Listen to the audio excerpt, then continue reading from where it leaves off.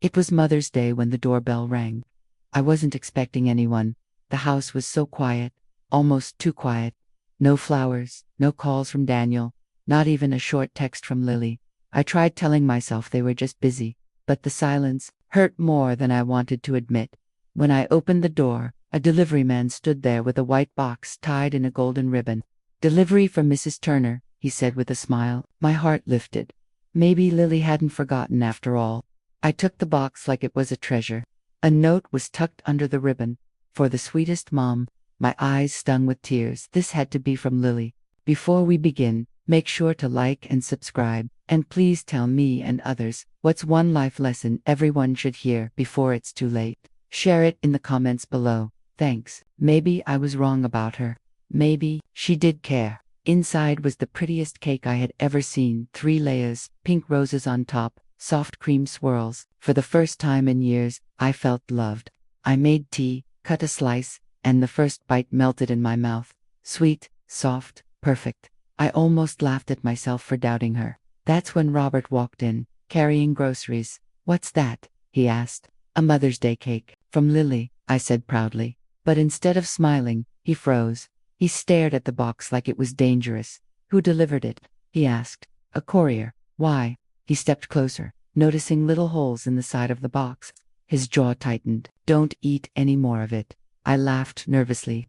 "Robert, it's just cake. Give it to Bobby," he said firmly. I rolled my eyes but called Bobby our golden retriever. He wagged his tail, happy to eat the frosting. But moments later, he collapsed on the floor. "Buddy," I screamed, dropping to my knees. His body jerked once and then went still. Robert swore and grabbed the box. "Get your coat. We're going now." "What's happening to him?" I cried. "He's poisoned," Robert snapped.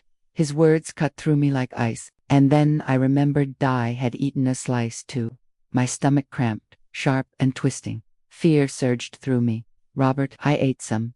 He didn't hesitate. He grabbed Buddy in one arm and pulled me with the other. "Car." "No." My legs barely carried me as he rushed us out the door. My head spun, my stomach burned, and my heart pounded with one thought: Lily. Why would she do this? In the car, Buddy lay limp in the back seat. I kept turning to look at him, praying he'd move, even just a twitch. "Robert, he's not breathing," I sobbed. "Don't talk. Stay awake," he ordered, his voice breaking with fear.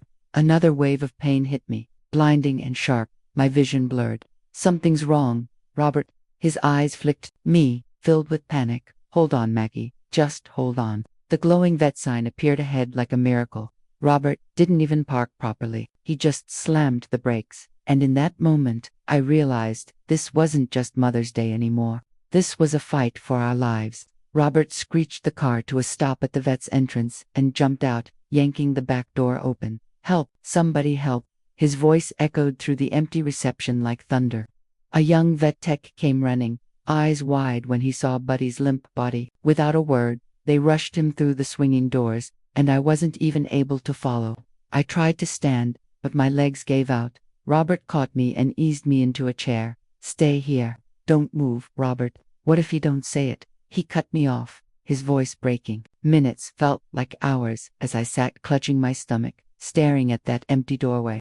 Every sound in the building, the buzz of the lights, the faint barking of another dog made me jump. When the vet finally came out, one look at her face told me everything. "I'm so sorry," she said gently. "We couldn't save him." The words hit like a hammer. My Buddy, my sweet boy, gone, just like that. My head shook back and forth like a child refusing to believe. No, he was fine this morning. He was fine." The vet knelt in front of me. "Mrs. Turner, your dog ingested something toxic. This wasn't an accident." Toxic, poison. The words tore through the fog in my mind. Robert swore under his breath and turned to me. "Get up. We're going to the hospital." "I'm fine," I whispered, though my stomach burned. "You ate that damn cake." His voice boomed across the room. People stared, but I didn't care. Tears poured down my face, grief and shame twisting together. He grabbed my arm not roughly, but firmly enough to give me no choice and pulled me toward the car. As he buckled me in, I whispered, "Robert, who would do this? Who would send poison?" He didn't answer. Not yet. The drive to the hospital blurred into flashing lights and stabbing pain. My stomach burned like fire, my throat was dry, and my thoughts spun wildly. By the time Robert screeched up to the ER, I was barely holding on. He ran inside shouting for help, and nurses rushed out with a wheelchair. Suddenly, I was surrounded by hands and voices. How long ago did she eat it? What was in the cake? Start the IV prep lavage. They rolled me under harsh lights. A mask went over my face. Panic, rising like a wave. I clutched a nurse's wrist. Please, don't let me die. You're safe now, she said quickly. We'll take care of you. Through the glass, I saw Robert pacing like a caged animal, his phone pressed to his ear. His face was stone, but his eyes burned with fear. The doctor leaned close. Mrs. Turner, whatever was in that cake was strong. We'll flush your system and start antidotes. But you need to tell me, do you know who might have done this? My heart slammed. Only one name filled my head, Lily. But before I could say it, a sharp pain ripped through me, twisting like a knife. The room spun, and darkness swallowed me whole. My last thought was this: if Robert hadn't stopped me, I'd already be dead. When I woke, the first thing I heard was the doctor's voice. Mrs. Turner, someone wanted you dead. For a moment, I didn't know where I was. Then I saw Robert sitting by my bed, his knuckles white from gripping the chair. Robert. My voice was thin, weak. His head snapped up. Maggie. Relief flickered across his face, but it was quickly buried under anger. I swallowed. Hard, buddy. He didn't answer right away, but his eyes said everything. My chest collapsed, and the tears came in waves. Oh God, my boy. Robert took my hand, his grip steady. You're lucky to be alive. I looked at him, heart pounding. The doctor said you'll recover, he said, his voice grim. But Maggie, that wasn't food poisoning. The tests confirmed it. Someone tried to kill you. The words hit like a fist. Kill me. Yes, his jaw tightened. And you know damn well who I think it was. I shook my head before he even said the name. No, Robert, don't. Lily, he spat. I flinched as if he'd slapped me. No, that's insane. She sent me a cake for Mother's Day. A gift. He laughed bitterly. She's been after our money for years. Every fight about the will. Every jab about what's fair. You think that's love? That's greed, Maggie. His words burned, but I pushed back. You can't accuse her like this.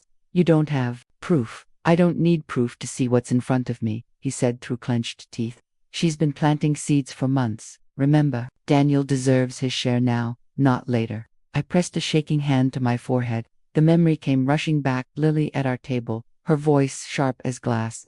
You're sitting on a fortune while we struggle. And Daniel, silent, staring down at his plate. I closed my eyes, trying to block out Robert's words. No, I told myself. That was just anger. People say hurtful things when they're mad. My voice shook as I whispered, Robert, she's my daughter-in-law. She's the mother of my grandchildren. She wouldn't. She would. He cut me off sharply. And you know it. His words hung in the air, like heavy smoke. I wanted to yell at him, call him cruel, tell him he was wrong. But deep inside, a cold thought crept in, one I didn't want to face. Why hadn't Daniel called? Not even a single text since I was rushed here. If your own mother nearly died, wouldn't you at least pick up the phone? Robert leaned forward, gripping my hand. I've already spoken to the detective. They're testing the cake. But Maggie, his voice lowered. If she really did this, she's not just dangerous, she's desperate. That word, desperate, stabbed into me like a thorn. I stared down at the white hospital blanket, my tears soaking into the fabric. My heart screamed, no, not family, not my own. But then I remembered Buddy's lifeless body, the cake, and Robert's voice telling me, don't eat another piece. My throat tightened. If she really did this, I whispered, the words tasting like ash. Why? Robert didn't even hesitate. Money, control. She wants everything we've built, and she doesn't want to wait for you to die. I turned away, biting my lip until I tasted blood. Could it be true? Could Lily Sweet, polite Lily, hate me enough to want me gone? And Daniel, did he know? Or worse, did he agree? That thought hurt more than the poison twisting inside me. Robert's tone softened, but his jaw stayed hard. We need to be smart now. No calls, no messages, nothing until we know more. I nodded, though every part of me wanted answers. I wanted to believe this was all a mistake, that tomorrow Daniel would walk into this room with flowers, swearing he had no idea what Lily had done. But deep down, I knew tomorrow wouldn't bring comfort. It would bring something worse. That night, under the dim hospital lights, Robert dozed in the chair by my bed. I woke with a sharp pain tearing through my stomach. It felt different, sharper, deeper. For a moment I thought maybe this was the end, but by morning the pain was gone. My body felt strangely light, almost empty. Robert was still there, head bowed forward, exhausted. "Robert," I croaked. His head snapped up instantly. "Maggie," he breathed, gripping my hand tight, as if afraid I'd slip away. "I feel better," I said slowly, testing the words like fragile glass. He nodded, but his eyes told a different story. A storm still raged behind them. "What is it?" I pressed. He hesitated, then leaned closer. The detective came back. "They tested the cake." My stomach clenched before he even spoke the next words. "It wasn't just any poison. It's something that works slow and then hits hard. You got lucky, Maggie. If you'd eaten more than one slice." His voice cracked. Fear crawled up my spine, colder than the four dripping into my arm. "Robert, what if it's still inside me?" "You're not going anywhere." He cut me off, firm but gentle. "They flushed most of it out. You're safe." I wanted to believe him, but his tone told me there was something more, something he wasn't saying. Then he added quietly, "They think whoever did this knew exactly what they were doing." The words made the room tilt. This wasn't random. This wasn't a mistake. Someone had planned this. Robert finally broke the silence. "I checked something last night while you were sleeping." My heart thudded. "What did you do?" "I logged into our insurance account," he said, his jaw tight, eyes like steel. "2 weeks ago, someone requested a change on your life policy." My breath caught. "Guess whose name was added after mine?" he said bitterly. "Lily, as the secondary beneficiary." I froze. My lips moved, but no sound came out. "She forged your signature, Maggie. They think she's been planning this for months." My mind screamed, "No, no, no," but my body just sat there, numb. Lily, my son's wife, the mother of my grandchildren, and Daniel. Did he know? Did he help her? Or did he just let it happen? Tears spilled down my cheeks faster than I could stop them. "Robert, why? We never hurt them. We gave them everything we could." "Not everything," Robert said bitterly. "Not the house, not the money, while we're alive. That's what this is about, control, greed." His words cut through me like knives, slicing apart every memory of family dinners, birthdays, and Christmas mornings. My voice cracked as I whispered, almost to myself, "She looked me in the eye last week. She called me Mom." Robert's grip on my hand tightened. "People like her don't care about names, Maggie. They care about numbers." The silence that followed was heavy, cruel. My chest ached with a pain no doctor could heal. This wasn't just poison in my blood, it was poison in my family. I thought losing Buddy was the lowest point. I thought gasping for air on that hospital bed was the worst I'd ever face. But I was wrong. Because one thought kept pounding, louder than all the rest. If they wanted me dead for money, what else were they willing to do? The monitor beside me beeped faster as another wave of pain ripped through my body. A nurse rushed in, calling for help. That's when I realized the poison wasn't done with me yet. When I finally opened my eyes again, morning light was slipping through the blinds. For a second, I thought the nightmare was over. My stomach pain was gone. My body felt lighter. Robert was by the window, staring at his phone, his posture stiff. Something was wrong. "Robert," I whispered, my throat raw. He turned slowly, and the look on his face told me the truth. Whatever he had found was going to crush me. "You need to hear this," he said, walking toward the bed. My arms trembled as I tried to sit up. "What now?" I asked, though part of me didn't want the answer. He held up his phone. "I went through our credit card statements. There are charges in your name, Maggie. Thousands loans, cash advances. Only, you didn't make them." My breath caught. "That's impossible. I haven't touched those cards in months." "Exactly," he said sharply. "But someone did.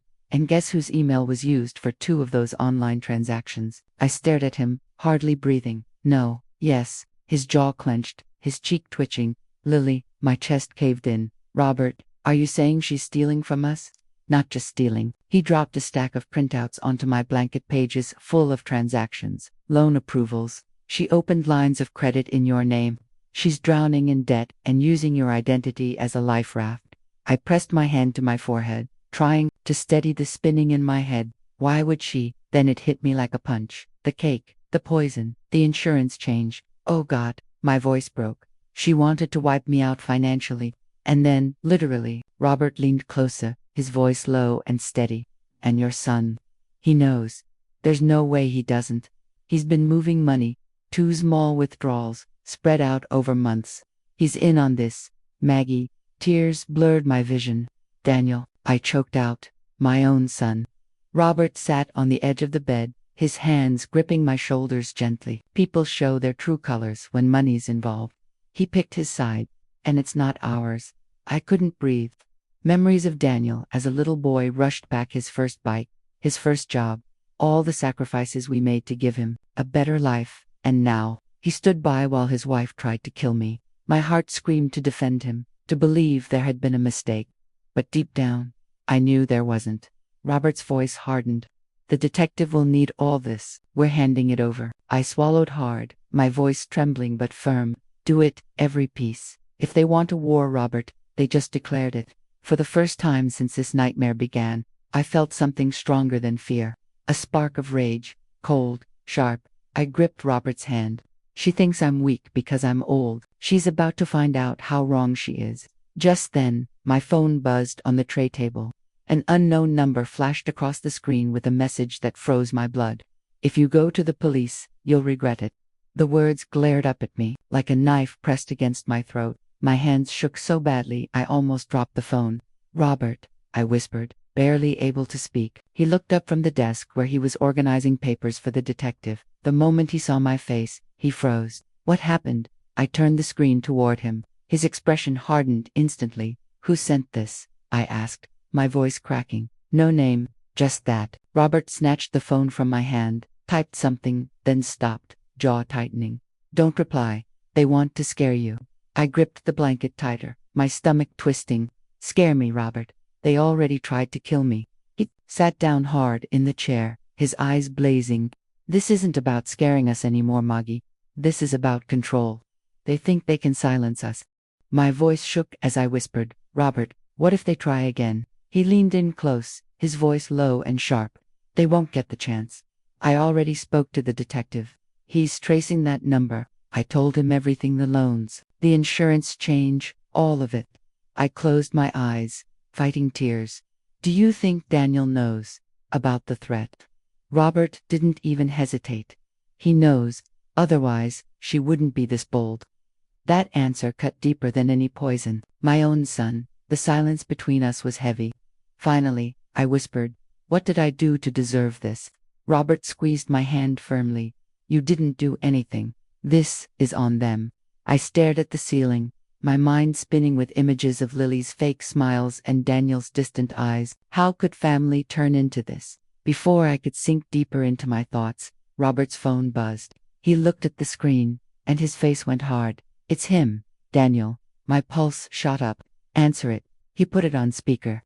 Dad. Daniel's voice came through, tight and cold. What the hell are you doing? Robert's jaw clenched. Protecting your mother. There was a pause, then Daniel's tone hardened. You don't know what you're getting into. Just drop it, okay? For everyone's sake. My breath caught. Daniel, I whispered. Mom. He sounded startled, then frustrated. You're awake. Good. Then listened. Don't make this worse than it already is. Worse. My voice shook with disbelief. You let her try to kill me. You stood by her. Silence. Then he muttered, you don't understand. Tears burned my eyes. No, I don't. I don't understand how my son could choose greed over his own mother's life. His voice snapped, sharp. Stop saying that. Nobody was supposed to get hurt if you just agreed to help. Help, Robert thundered. Help you steal from us. Help her murder my wife. Daniel cursed under his breath. This is out of control. Just stop or things will get ugly. The line went dead. I sat frozen, my whole body trembling. The only sound was my racing heartbeat. Robert looked at me, his voice steady but hard as steel. You heard him.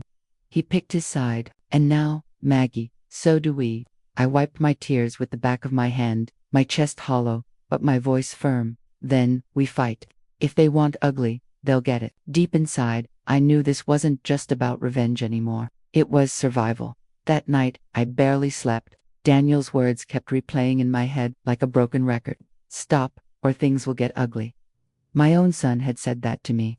Robert sat in the chair nearby, phone in hand, jaw tight. He looked like he was resting, but I knew he wasn't. Around midnight, a piercing alarm ripped through the silence. A fire alarm. My heart nearly jumped out of my chest. Nurses rushed past my door, shouting, "Evacuate patients. Move them now." Robert was on his feet instantly. "Stay here," he ordered, but two nurses wheeled me out into the hallway anyway. "What's happening?" I shouted, clutching the rails. "It's probably nothing," one said quickly. Too quickly. I didn't smell smoke. Something was wrong. When they wheeled me back to my room later, I saw it. The water glass by my bed looked cloudy, like something had been stirred in. My stomach dropped.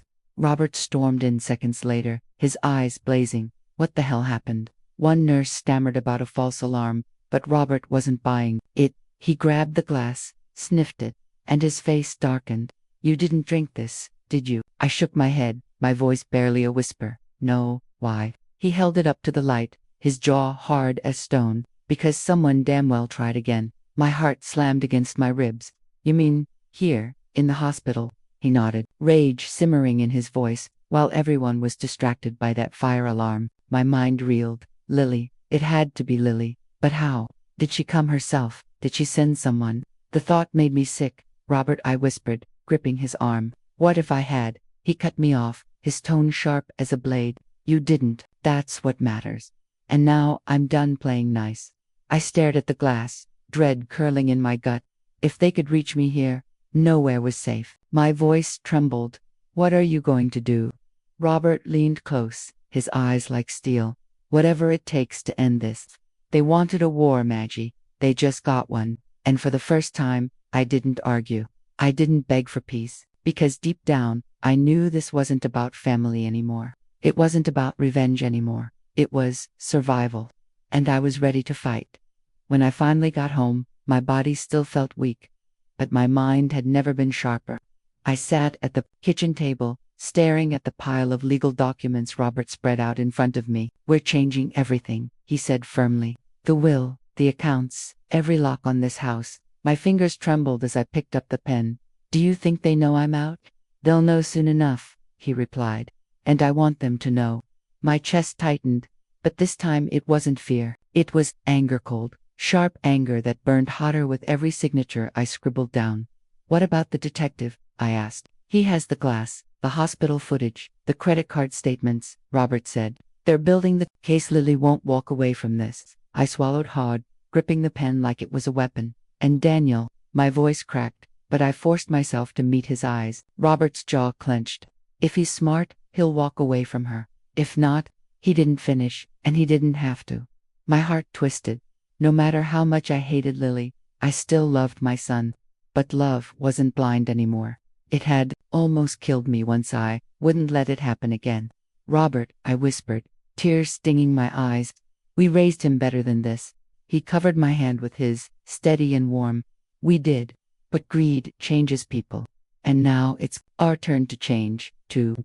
I nodded slowly, feeling the weight of what I was about to do. We called the lawyer, and I listened as Robert spoke with a calm authority that sent chills down my spine. Every word was a strike. New beneficiaries, trust funds for the grandchildren, Daniel and Lily completely cut out, my signature sealed.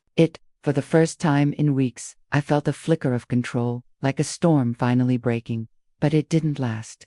As the lawyer left, Robert's phone buzzed with an unknown number. He put it on speaker. A woman's voice, smooth and cold, filled the room. "You think you're safe now? You think a piece of paper will stop us?" My blood ran cold. "Lily," Robert growled. A laugh echoed through the speaker, low and taunting. "You made this ugly, Robert, you and that stubborn wife of yours. But don't worry, always finish what I start." The line went dead, leaving the room in crushing silence. Then a hard knock on the door. Robert moved fast, checking the camera feed on his phone. His jaw tightened. "It's them." My stomach dropped like ice. I didn't need to ask who. The door opened, and there they stood, Lily with her smug little smile. And Daniel behind her, jaw tight like he was carrying a secret he couldn't bear. "You look good, Mom," Lily said sweetly, her eyes sweeping over me like a vulture. "Hospital must have done wonders." My hands curled into fists under the table. "What do you want?" Robert's voice cut through, hard as steel. "You're trespassing." Lily ignored him and strutted inside like she owned the place. We just came to talk. No need to make this ugly. Robert laughed bitterly. You already did that. Daniel's eyes flicked to mine, but he couldn't hold my gaze. Mom, please, let's not drag this out. My voice broke before I could stop it. Drag this out. Daniel, you stood by her while she tried to kill me. You let her poison me. His jaw tightened. It wasn't supposed to go that far. My heart shattered all over again. Not supposed to go that far. Daniel, there's no version of this that isn't evil. Lily's fake sweetness slipped. Her voice turned sharp as glass. You left us no choice. You sit on everything this house that money while we scrape by like peasants. You think that's fair. My voice shook, but it wasn't fear anymore. It was rage. Fair. After everything we gave you, you wanted us dead for fairness. Robert slammed his fist on the table. Enough. Get out before I throw you out. Lily smirked and pulled out her phone, holding it up like a weapon. Careful, Robert. One wrong move and the whole world hears about your precious little secrets. Robert stepped forward, his voice low and dangerous. Go ahead. The detective would love to see that footage after he slaps cuffs on you. For the first time, Lily's smile faltered. Detective, she repeated, her voice cracking. Robert leaned in, his eyes burning. We gave him everything. The cake, the loans, the insurance fraud. It's over, Lily. Daniel's face drained of color. Dad, wait. But before he could finish, red and blue lights flashed through the windows, sirens cutting through the night. Lily's phone slipped from her hand, clattering onto the floor. Two officers stepped inside, their voices calm but firm. Lily and Daniel Parker, you're under arrest for attempted murder and fraud. The room exploded with noise. Lily was screaming. Daniel grabbed her arm, and I just stood there, frozen, watching it all play out like some terrible dream I couldn't wake up from. The officer snapped the cuffs on her, reading her rights, while Daniel begged me, Mom, please, tell them it's not true. I looked at him, really looked, and I didn't see the boy I raised anymore. I only saw a man who had chosen greed over his own family. My voice came out soft, but sharp enough to cut through the chaos. You did this to yourself. For once, Daniel didn't argue.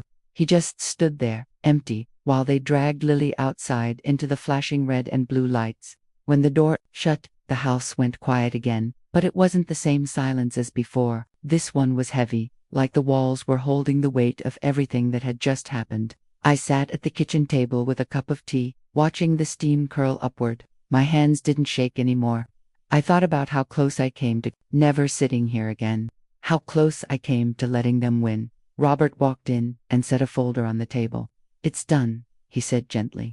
The lawyer filed everything this morning. Daniel and Lily are out of the will. The trust is safe for the kids. I nodded, my throat tight. Thank you, I whispered. Though it didn't feel like victory, it felt like loss. I opened the folder and stared at my own signature on those papers. My name looked bold and strong, but inside I felt empty. Do you think he'll hate me forever? I asked, my voice cracking. Robert sat down beside me, his hand resting on mine. He made his choice, Maggie, and we made ours. We did what we had to do. I swallowed hard, tears burning my eyes. I never thought my son would turn into a stranger. My words broke apart, but Robert squeezed my hand tighter. You survived. That's what matters, he said. I nodded, but my chest ached. My eyes wandered to the mantel where Buddy's photo sat, his little collar hanging next to it. My sweet boy, gone because of their greed. I walked over, picked up the collar, and held it against my chest. I'm sorry, I whispered, letting a few quiet tears fall. I should have seen it coming. After a moment, I wiped my face and stood tall again. This wasn't the ending I wanted, but it was the one I had to accept. Robert's voice broke the silence. The detective called this morning. Lily's not getting bail, and Daniel, they might charge him with fraud. I turned to him slowly. If that happens, what do we do? He looked at me a long time before answering. We do nothing. We live. The word felt strange on my tongue, but maybe it was time to learn what it really meant. I walked back to the table, sat down, and looked around the quiet room. For the first time in weeks, I wasn't afraid anymore, just tired. Tired, but alive. I lifted my cup of tea and whispered, family is supposed to make you feel safe. Mine almost cost me my life. I took a sip, the warmth steadying me. But one question stayed in the back of my mind, heavy and haunting. If Daniel called me tomorrow, begging for forgiveness, would I even have any left to give? That's today's story. If it touched you, leave a like and subscribe. And don't forget, share your own life lesson in the comments below.